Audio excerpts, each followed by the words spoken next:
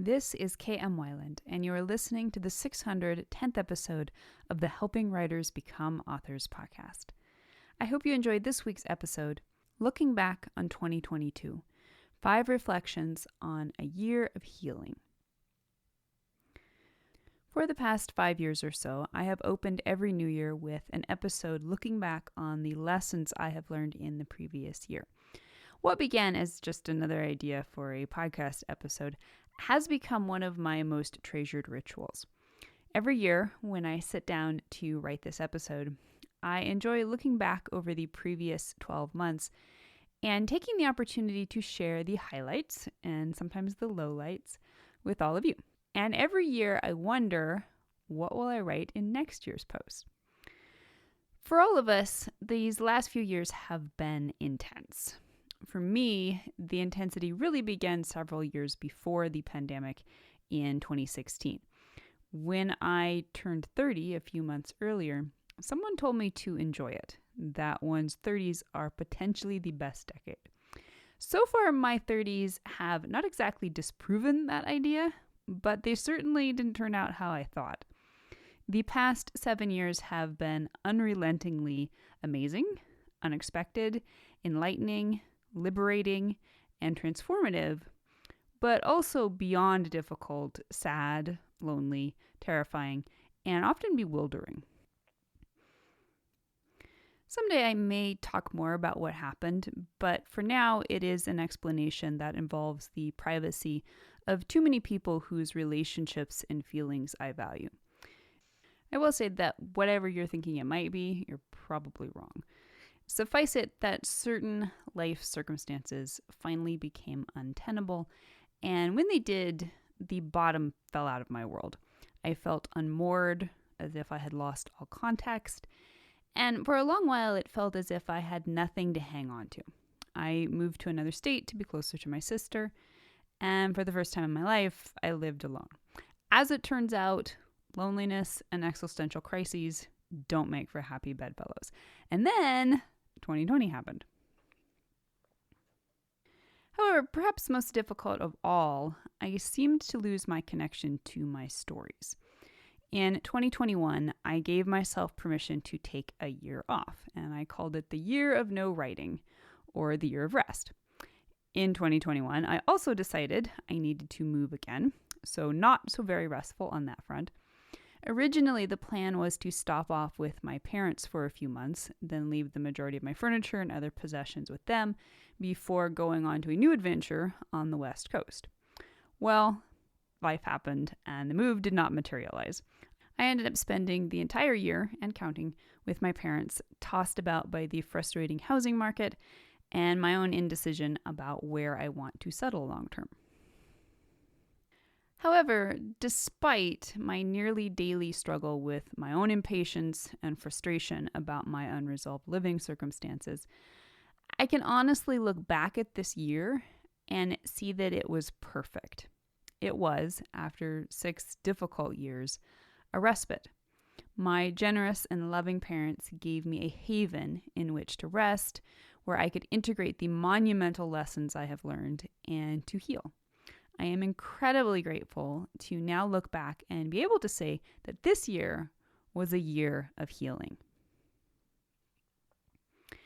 In trying to synthesize all the many gifts and lessons I was given this year, I narrowed them down to 5 areas of my life that have found deep and permanent, if inevitably ongoing, healing.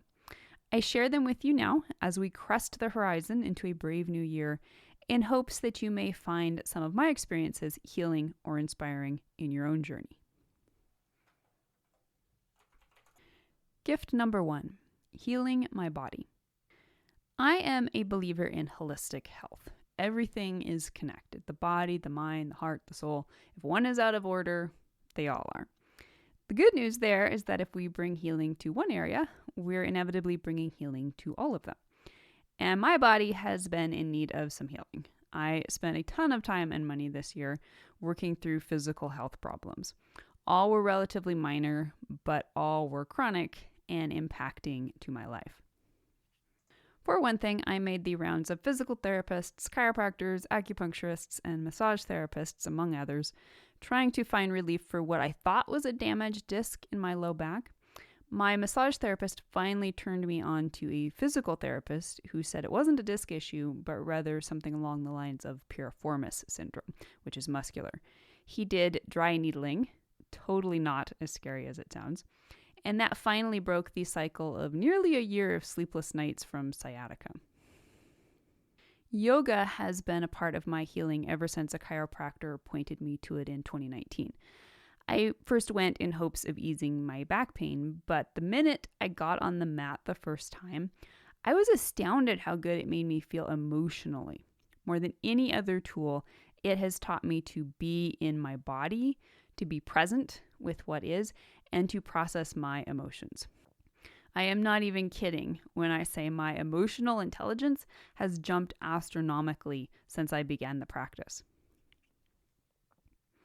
On top of that, I got even more serious about my diet.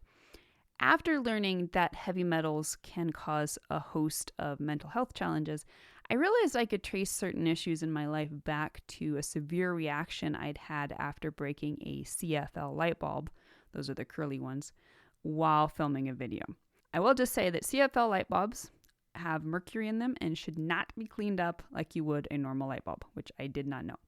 Now, I've always been conscious about my diet, but this year I gave up sugar and caffeine and took long breaks from dairy and wheat while doing a heavy metal cleanse. And I feel better. On the whole, both my body and my mental emotional health have started feeling markedly more stable and healthy than they have in years. Gift number 2, healing my relationship with my business. Ever since things got rough in 2016, I have struggled with my relationship with my business. Although not directly related to what happened, my approach to my work had been growing increasingly unsustainable for many years. Way back then, I was already writing about my changing relationship to my creativity.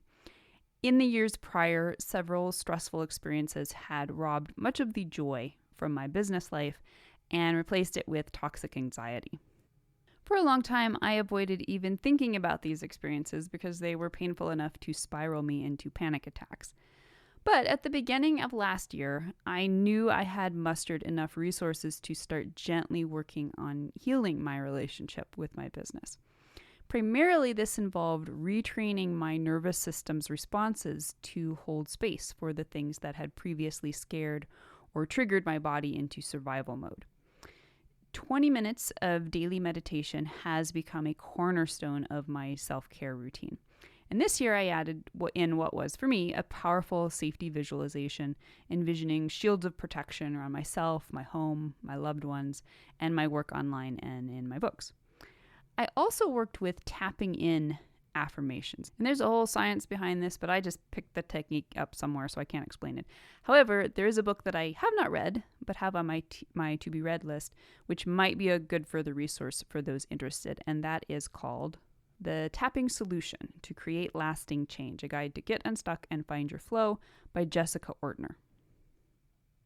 As I mentioned in an episode last year about dealing with negative reviews, probably the most helpful exercise that I picked up was that of daily holding my forehead or my frontal lobes while revisiting triggering situations in my mind. The idea here, as I understand it, is that this helps keep blood in your forebrain, signaling to your body that even though it is thinking about or in certain situations experiencing something it previously deemed scary, it is, in fact, safe and does not need to go into flight or fight mode. Now, I was super skeptical the first time I tried it. If I mentally revisited these things that usually triggered me, would I be messing up my whole day? But it worked. I was able to gingerly open the door to memories I never let myself consciously visit, to hold space for them without my body freaking out, and to let them go when I was done. For me, that was a huge breakthrough. As the months went on, I began to feel my relationship with my business start to heal. I began to stop expecting triggers around every corner, began to heal my relationship with my own inner critic, who always insisted on making space for other people's opinions, whether they were harmful to me or not. and began to revitalize my interest and passion in my teaching work. For the first time in years, ideas for new projects started to bloom. And you can stay tuned for those, perhaps later this year, but perhaps not, because I have learned that these things have their own schedule, and I now try my best to honor that. Gift number 3, healing my relationship with myself. The vast majority of the growth and healing work I have done in these past years has been in my relationship with myself. When the context provided by other people suddenly falls away and you are left to define yourself not by your relationships or by other people's opinions of you, all you are left with is yourself. Now, particularly as someone who identifies as an Enneagram 3, I have done much work around realizing I am not what I do, nor am I the persona my ego presents to the world. So, who am I? It's an ongoing question that is slowly being answered simply by getting to know myself more deeply and honestly than I ever have. It has been sobering, saddening, and ultimately in its own way thrilling to realize that I spent the first 3 decades of my life trying to be someone I was not. A tough as nails INTJ who never cried, was never afraid, never fazed, always smart, always self-reliant, always competent. Nah, I cry all the time now. It's a revelation, although I am still an INTJ. I have spent these years digging my many weaknesses, fears, ignorances, dependencies, and incompetencies out of the shadows of my subconscious. Honestly, I am such a mess now compared to the person I always thought I was. But I love this person so much more. I love her realness, her vulnerability, her compassion, her doubt, her love. Recognizing that I am not just an introvert, but also an HSP, or highly sensitive person, and what that means, using the book The Highly Sensitive Person by Elaine Aron, has been radical in helping me reframe so many of the things I've always struggled with and or tried to make wrong about myself, such as my overwhelm in busy social spaces, how exhausting traveling is for me, the time and the energy it takes to deeply process anything, the absolute necessity of a steady daily routine, and even my tendency to get ferociously hangry. I am learning more and more to trust myself. As with so many of us, my childhood trained me to distrust myself, especially as a woman, in favor of others who knew better. Learning that not only can I trust myself, but that, in fact, I am eminently trustworthy in my own intuitions, observations, conclusions, instincts, and intentions, is an ongoing process of reconditioning. It is carried out with necessary patience and my often wobbly skill of listening to myself, giving myself the space to live the question, to not know the answer for a while, or to accept that at the moment the answer might simply be wait. I have combined this growing awareness with another transformative daily meditation exercise. And this one has to do with consciously feeling certain emotions or states in my body. Every day I work with love, gratitude, joy, abundance, acceptance, and compassion. The first time I did the exercise, I tried to recreate each of these states and to feel where and how I experienced them in my body. For example, not surprisingly, I feel love in my heart area, and joy shoots up my spine and out the top of my head. I am aware of abundance in the palms of my hands. It rolls in and out like an ocean, flowing out of me to others, but always coming back. Everyone is different.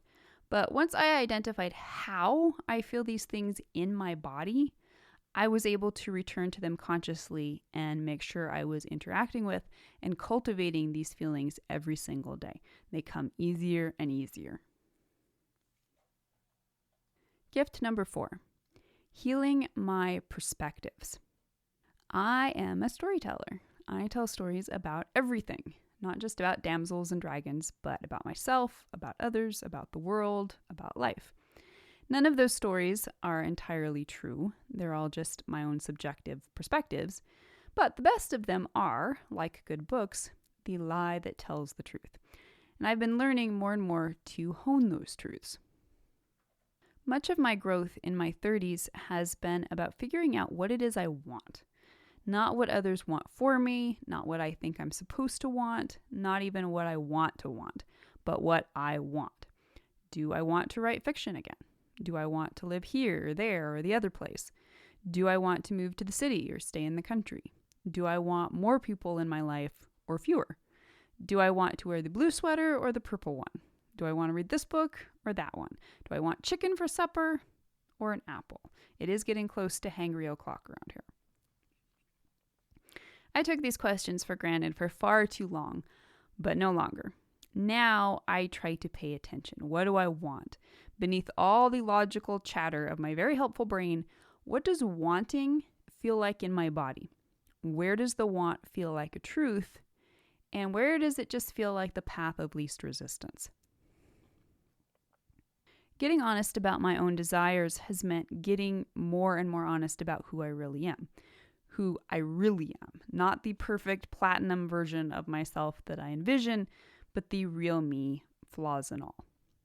One thing I realized just this week is that knowing who I am means accepting who I was, the person who got me here, the one who did so much hard work and accomplished so many fantastic things, but also the one who made every single mistake. And from there, I have been learning to fall in love with myself and everything around me exactly as they are. I am slowly learning to tell new stories. Instead of stories that frame the adventure that is my life in light of its uncertainties and wobbly bits, I am learning to tell stories that are more about possibilities. I am learning to face and embrace the parts of me that I am embarrassed by or ashamed of, and to have compassion for the usually really sound reasons why I made certain choices at the time I made them. And gift number 5, healing my storytelling. Now, I have talked elsewhere about my lengthy burnout and writer's block. Although the engine of my creativity had been sputtering for several years previous, it all started for real in the winter of 2018, prompted in part by my traumatic move and fatally exacerbated by the massive plot block I was encountering in trying to outline the third book in what I intended to be my Dreamlander trilogy. No matter how much I needed and wanted to write, there was just a part of me that couldn't. And finally, by the beginning of 2021, I knew I had to make a decision. I could no longer keep trying to force my way back to my writing. I had to take a conscious break. So I gave myself permission to not even think about writing for a whole year. As I said, I called 2021 the year of no writing or the year of rest. And when the year closed out and I wrote last year's New Year's post, I still wasn't sure if that year off had been enough. So I kept putting everything I've been learning into practice, and I listened to myself. I listened to the clear message that I still wasn't ready to write when the calendar turned over into January 2022. February went by, March, April, May, June. Something flickered in the summer, and I gingerly returned to my work in progress to see if the gift of time and space would offer me a solution to my plot block. It did. I figured out how to fix my broken third book, but doing so would require an entire rewrite of the previously finished second book. I put it back on the shelf. More months ticked by. Inside, I wrestled with myself. I grew impatient. But I could feel something rising inside of me, something I had not felt for a long time, and that was the desire to write. But write what? Returning to the Dreamlander sequels felt like asking for burnout all over again. So I toyed with several other ideas. Maybe I'd do something totally different and write a memoir. Maybe I'd write a brand new idea that had come to me recently. Or maybe I'd write a Wayfarer sequel. Still, I couldn't quite make anything happen. In the old days, I used to write in the late afternoons from 4 to 6. In the new days, I was feeling pretty brain dead and maybe a bit hangry by late afternoon. But I couldn't figure out where else to carve out enough time to write without it feeling forced and stressful, especially since I had all these new ideas for business projects that I knew I wanted to work on in the next year. One afternoon, I was grousing that there isn't enough time in the day when suddenly I heard my wiser self whispering in my ear, if you want to write again, you're going to have to make it a priority. What wise self meant was that while I was busily blocking out time and prioritizing all these other projects, I somehow wasn't willing to do that for my fiction. I was sobered because this was pretty much exactly the same mindset that had burned me out previously, putting all the emphasis on productivity rather than creativity. And that was it. Within a few weeks, I was getting up an hour earlier and writing for an hour before lunch. And it was easy. It was like coming home. It was like turning on a faucet when you thought the power was off, only to find that the water just flows. I told a friend that it felt anticlimactic. After all those years of struggle, it was like I had never stopped writing for a minute. The story spirits were speaking to me again, and all was right with the world. The great lesson I take from this is that frustration, impatience, and theatrically trying to bash your way through closed doors is useless. When the time is right, all things become ripe.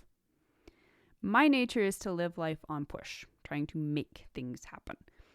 But in my deepest bones, I know the truth is that life works best in flow, when I am willing to co-create with the abundance that is all around me in every moment. And so, yes, as I have been hinting for about a month or so, I am writing fiction again.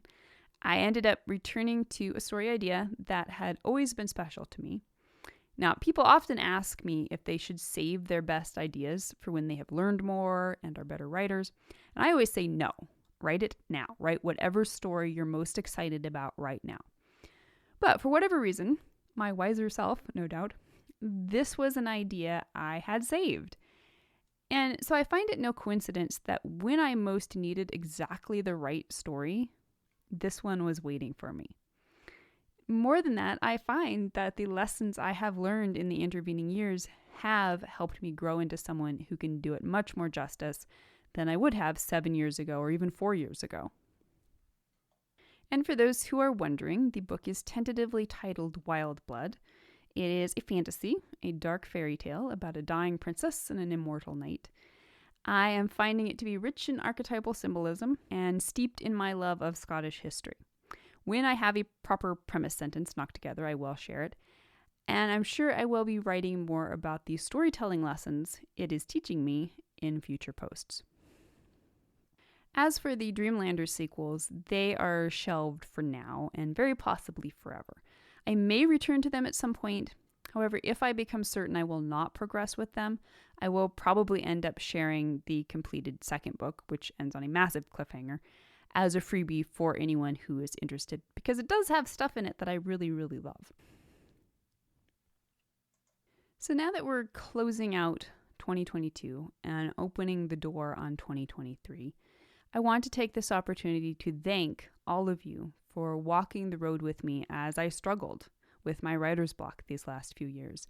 Your encouragement and your compassion meant a great deal. So thank you for hanging with me and for believing in me even when I wasn't so sure I would ever pull it out. I look forward to continuing this journey with you and to sharing new stories with you in the future. Happy New Year. And I do hope you will stop by the blog and share with me what were some of the biggest lessons and gifts that you were given in 2022, and what are your plans for 2023. If you'd like to be part of the Word Player community over on my site and join in the conversation on this subject, be sure to stop by the website at helpingwritersbecomeauthors.com. You can always find a transcript of the most recent podcast and add your voice to the discussion by visiting the first post on the site's homepage. And don't forget that if you're looking for an older post, you can always find those by putting the podcast title in the search field at the top of the right-hand column. If you enjoyed this podcast, you can subscribe on Apple Podcast, Spotify, and Amazon Music, or whatever your favorite podcast platform may be. And if you'd like to do something to support helping writers become authors, it always means a ton if you're able to leave just a quick rating or review on your site of choice. Also, many thanks to those who support my work on Patreon. Your patronage helps make helping writers become authors and its many resources available to writers everywhere. If you're interested in becoming a patron, you can find out more at patreon.com/kmweiland. Thank you so much for listening to the Helping Writers Become Authors podcast, and be sure to check back again next week.